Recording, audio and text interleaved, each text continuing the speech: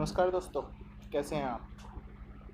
तो आज हम आपको यूपी पीएससी अर्थात Uttar Pradesh public service commission के द्वारा जो परीक्षा कराई जा रही है ब्लॉक एजुकेशन ऑफिसर अर्थात खंड शिक्षा अधिकारी की, उसके बारे में बताएंगे कि इसमें वेतनमान कितना मिलेगा अगर आप सेलेक्ट होते हैं तो, एग्ज़ाम का प्रारूप क्या होगा, कितने पेपर होंगे, इस बारे में हम आपको विस्तृत जानकारी देंगे।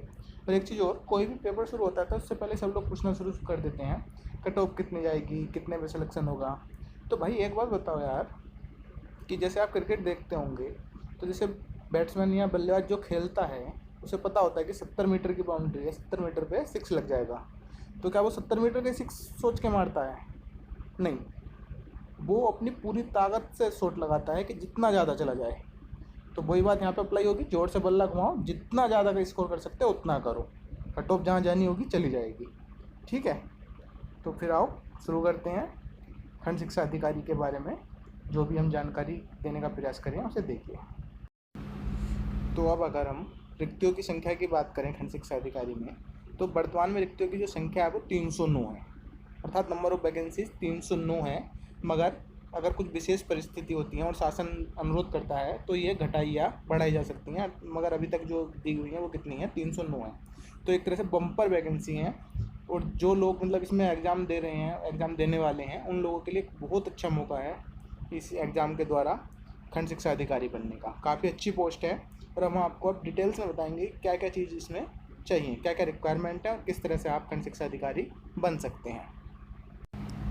तो आगे की जानकारी से पहले एक कॉमन सी बात जान लेते हैं कि जैसे कोई भी एग्ज़ाम देते हैं तो क्या जानना चाहते हैं कि एग्ज़ाम अगर पास कर लिए तो सैलरी कितनी मिलेगी, ग्रेड पे क्या होगा। तो अगर खंड शिक्षा अधिकारी की बात करें तो यह समूह ग में आती है और राजपत्रित है। राजपत्रित अर्थात गस्टेड। अब गस्टेड अगर सामान्य भाषा में बताएं तो जो लोग होते हैं सामान्य, उनके लिए गस्टेड का क्या मतलब होता है कि अगर हमको कोई पेपर अटेस्ट कराना होता है तो कौन करेगा, गस्टेड। तो ये वही वाला गस्टेड है, वही वाला राजपत्रित है।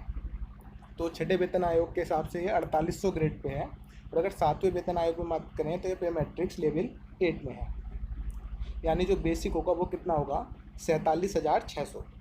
उसके अतिरिक्त आपको डीए, एचआरए और जो भी सुविधाएं होंगी राज्य सरकार द्वारा जो प्रदान की जाती हैं वो सभी मिलेंगी। अब अगर खंड शिक्षा अधिकारी के लिए एजुकेशनल क्वालिफिकेशन की बात करें तो इसमें या तो आप बैचलर डिग्री होनी चाहिए एजुकेशन में, अर्थात आप बीएड धारी होनी चाहिए, बीएड डिग्री धारी होनी चाहिए, या फिर आपके पास एलटी वाला डिप्लोमा होना चाहिए। अर्थात जिन लोगों के पास ये दो चीज़ें हैं सिर्फ वही इस एग्ज़ाम को देने के लिए पात्र होंगे। तो काफ़ी अच्छा मौका है उन लोगों के पास जो बीएड किए हुए हैं और एलटी डिप्लोमा धारक हैं। मतलब कोई भी एक चीज़ होनी चाहिए, दोनों की ज़रूरत नहीं है, कोई भी एक चीज़, वो लोग इस एग्ज़ाम को दे पाएंगे। अब बात करते हैं खंड शिक्षा अधिकारी की चयन प्रक्रिया की। तो खंड शिक्षा अधिकारी की चयन प्रक्रिया में 2 चरण होंगे, एक प्रारंभिक परीक्षा और दूसरा मुख्य परीक्षा।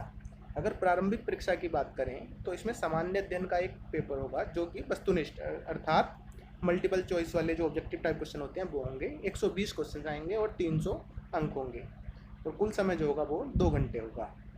और मुख्य परीक्षा में 2 पेपर होंगे, एक सामान्य अध्ययन का जो कि लिखित अर्थात डिस्क्रिप्टिव रूप में होगा, प्रश्नों की संख्या 40 होगी, मैक्सिमम अंक जो होंगे वो कितने होंगे, 200 होंगे, और समय मिलेगा 3 घंटा।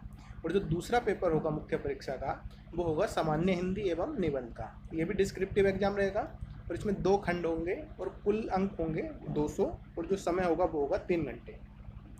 अभी एक ब्रीफ में बता दिया है, अभी इन दोनों चरणों को डिटेल से बताएंगे कि प्रारंभिक परीक्षा में क्या क्या चीज़ें आएंगी और मुख्य परीक्षा में जो सिलेबस होगा वो क्या होगा। अब बात करते हैं प्रारंभिक परीक्षा की। तो जैसे कि बता चुके हैं कि सामान्य अध्ययन का ऑब्जेक्टिव टाइप क्वेश्चन होंगे 120, 2 घंटे का समय होगा, और कुल पूर्णांक जो होगा वो 300 होगा। तो इसमें बताना चाहेंगे कि किन किन क्षेत्रों से, किन किन भाग से जो क्वेश्चन आएंगे।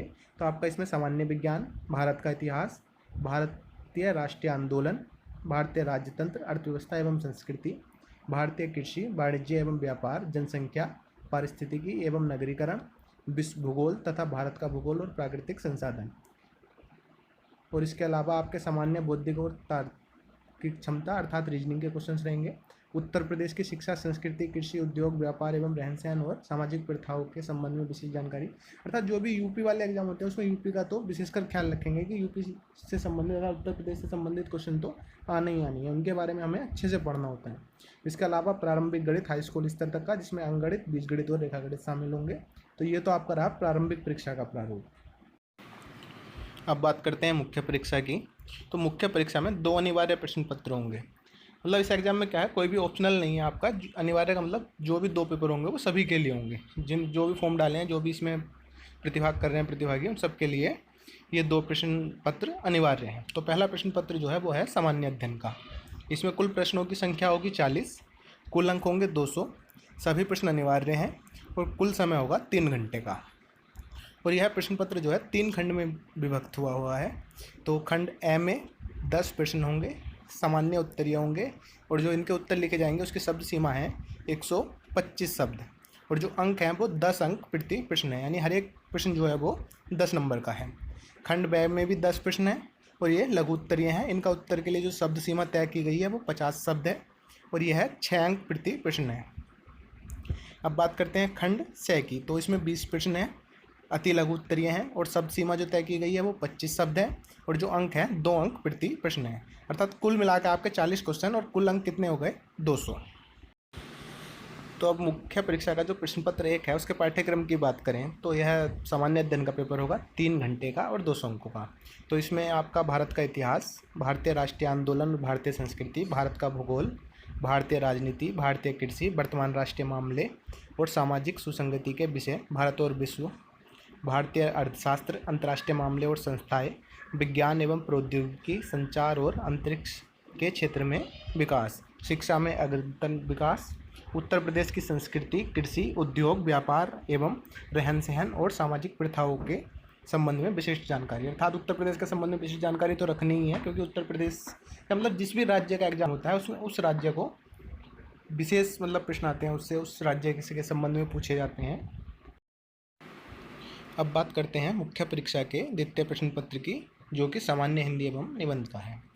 तो इस प्रश्न पत्र के अंतर्गत 2 खंड होंगे, इसमें भी सभी प्रश्न अनिवार्य होंगे और कुल समय 3 घंटे का होगा। इसका प्रथम खंड सामान्य हिंदी का 100 अंकों का होगा तथा द्वितीय खंड हिंदी निबंध वो भी 100 अंकों का होगा। अर्थात कुल मिला के आपका जो पेपर होगा वो कितने का होगा, 200 अंकों का होगा।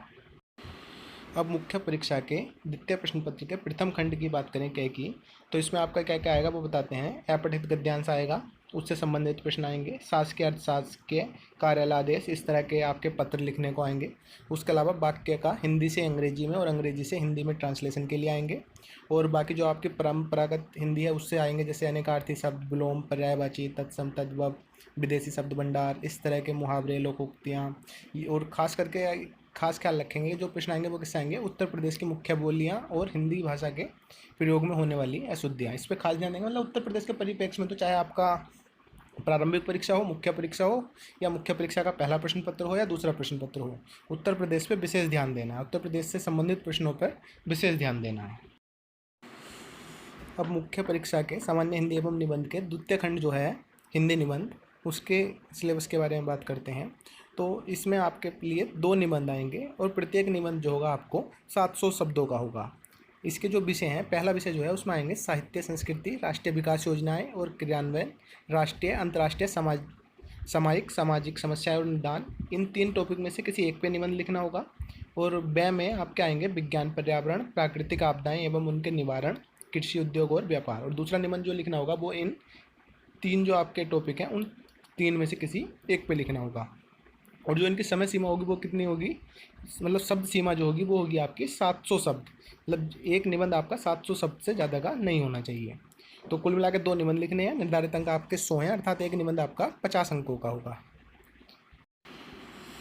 तो दोस्तों जब वीडियो देख ही लिए हैं तो बताइएगा कि आपको वीडियो कैसा लगा। अगर अच्छा लगा हो तो लाइक कीजिए, कमेंट कीजिए, और जो लोग इस परीक्षा की तैयारी कर रहे हैं अर्थात खंड शिक्षा अधिकारी वाली परीक्षा की तैयारी कर रहे हैं उनके साथ इसको शेयर कीजिए और हमारे चैनल को सब्सक्राइब कीजिए। धन्यवाद। पढ़ते रहिए, सुरक्षित रहिए।